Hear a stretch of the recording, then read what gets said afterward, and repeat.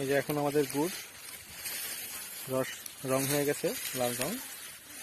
আর এখনো ঘন্টা 2 জাল দেওয়া লাগবে, তারপরে ইনশাআল্লাহ রস কাঙ্ক্ষিত গুড় দেখা দিবে। এই যে দেখেন প্রচন্ড অগ্নিতাপে রস ফোটানো হচ্ছে।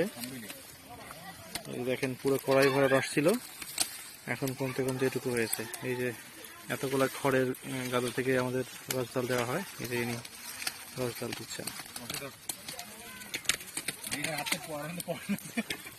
এই যে সেই কাঙ্ক্ষিত গুড়ের রস।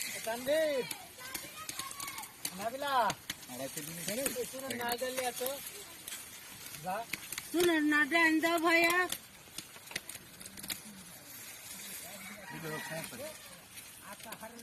ঘুরিয়া পড়া ঘুরিয়া পড়া আমার সঙ্গে কোনোদিনই ঘোরা দরকার নেই, খালি কড়াইটা যেন আসে, অন্য কিছু যেন আসে।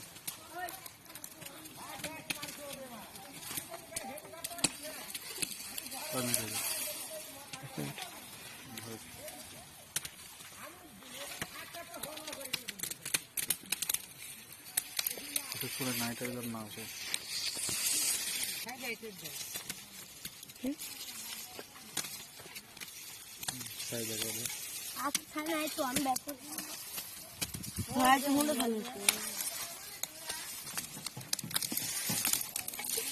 লাঠির জায়গায়